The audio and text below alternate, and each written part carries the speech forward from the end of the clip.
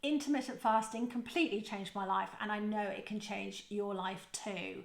The only thing we have to be is receptive to change and open to new ideas. 2.5 years ago, I was absolutely lost in the darkness, full of anxiety, stress, depressed, you name it.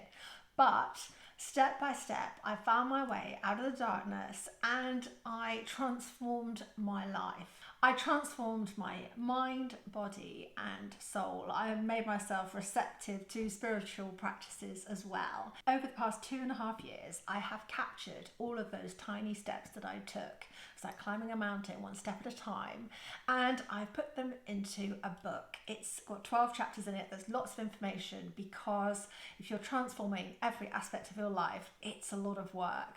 I get thousands of messages from women asking me where to start. I'm going to show you how I started my transformation journey and how I went from being overweight, stressed and depressed and looking like this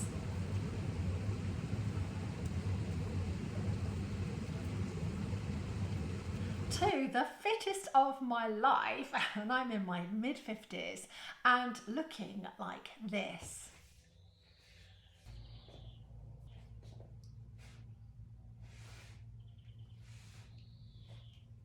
Of course, it takes a lot of hard work and dedication, but there are little steps that you can implement every day to grow your good habits into a transformational lifestyle. The purpose of my videos, I'm not going to talk about how to look younger, I'm only here to talk about how to feel younger.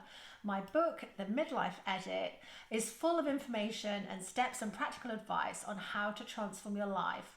I know that in your mid-50s or basically after 40, it's much easier to make excuses than it is to make changes. Let's start today with how I transform my body with intermittent fasting. What is intermittent fasting? What are the benefits of intermittent fasting? What were the highs? What were the lows? And there were a few surprises along the way.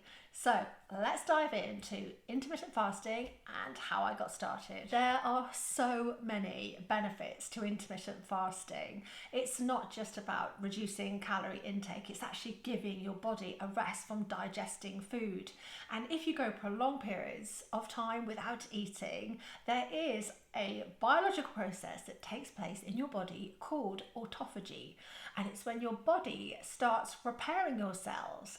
And isn't that what we all want? I'm sharing my experience to help as many women as I can around the world with free information and step-by-step, easy to understand, no jargon. I'm not a medical professional. I'm just an ordinary woman next door who managed to transform her whole life without any magical pills or potions. You already have everything you need. It's in the power of your mind. And I'm going to show you how you can transform every aspect of your life without having to spend any money. What is intermittent fasting?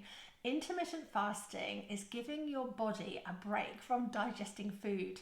I think the thing is we all now use food to entertain our mouths, and it's actually become more of a social activity than a need to nourish our bodies. I know that in the evenings it's so easy to switch on the TV, munch on a bar of chocolate and eat your way through some fatty, salty snacks. But what intermittent fasting did for me is that it restricted my eating window from 18 hours a day down to 6 hours a day. So I have 2 meals, one at 8 a.m. and one at 2 p.m. and then I don't eat again until the following morning. From 2 p.m. until 8 a.m. the following day, I just drink herbal tea and water. I can drink as much water as I like and as much herbal tea as long as I don't consume any calories. What prompted me to make changes to my life? Well, I was in the north of Portugal in Jadas, and I was filming a beautiful river scene with my dogs, and I set up my camera on the rocks and it was such a perfect day. And I pressed record, and as I walked away from the camera, I looked back at the camera and I was trying to figure out whether it was switched on or not. I couldn't see the little red light. And obviously I captured my face, I wasn't posing, I wasn't really aware that the camera was running because I intended to edit that piece of footage. So I'm looking back at the camera, I'm kind of scowling a little bit, and I'm not pulling my tummy in, I'm just au naturel. Fast forward about a month later, I was looking through all of the footage on my camera, deciding what to keep and what not to keep, and I stumbled upon this clip. Now, I know a lot of people say, well, you don't look that bad, but I was carrying 32 pounds of excess weight, and that is a lot. You try and carry 32 pounds, that's an awful lot of weight. I was about to hit delete on that clip because I didn't like what I saw. In fact, I didn't even recognize the person in the film. However, it really hit me like a saucepan in the face that I had let myself go. I was completely lost.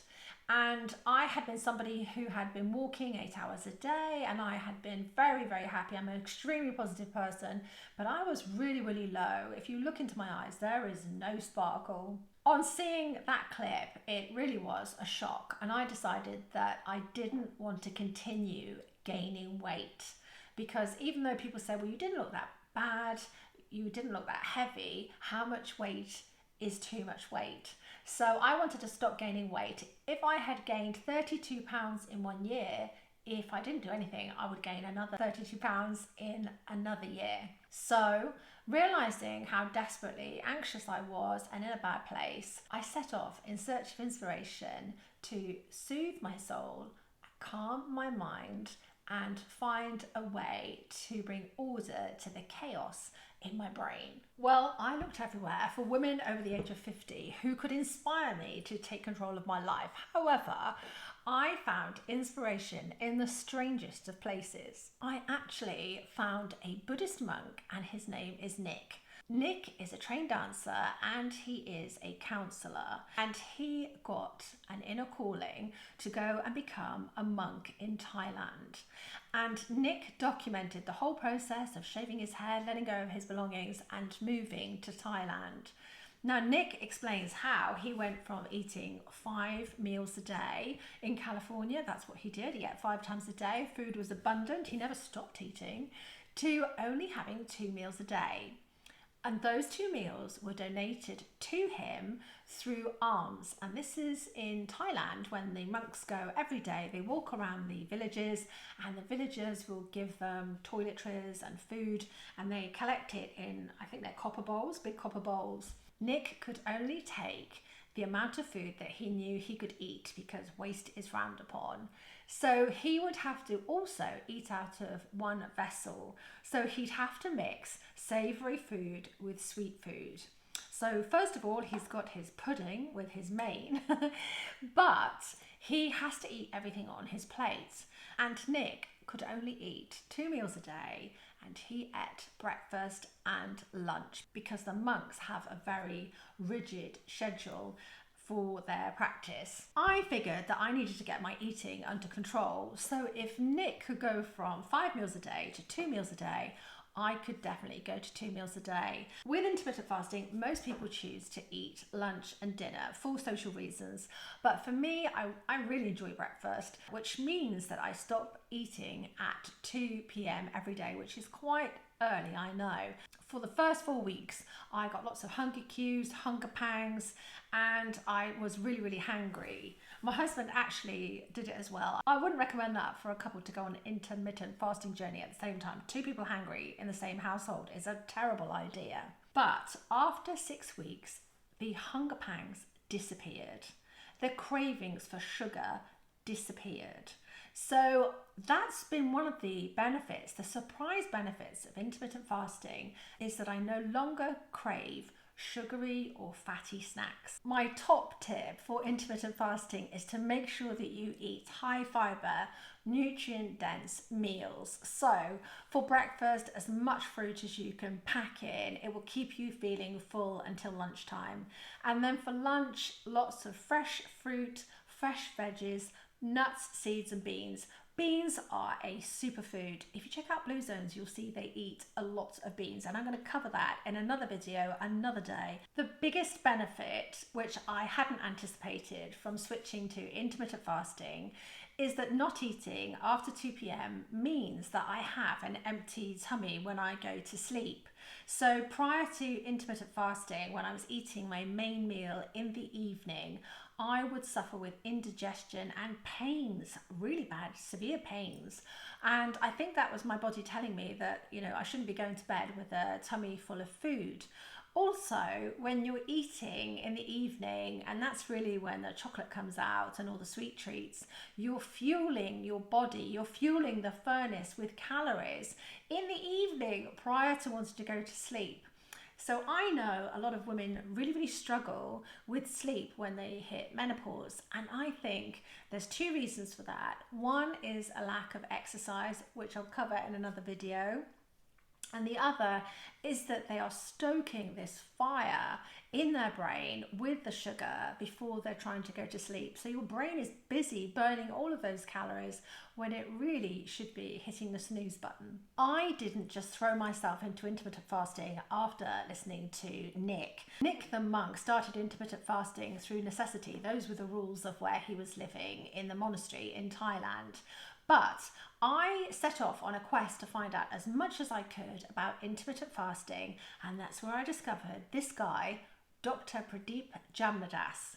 Now, Dr. Prip Jadas, I love that name, he actually has got, I think it's a 99% or even 100% success rate in reversing type 2 diabetes. So he takes his patients who are on medication for type 2 diabetes and he encourages them to take up intermittent fasting, and he is able to reverse their condition. He also encourages people to eat lots of fresh fruits and fiber to make sure that you're satiated and your tummy feels fuller for longer.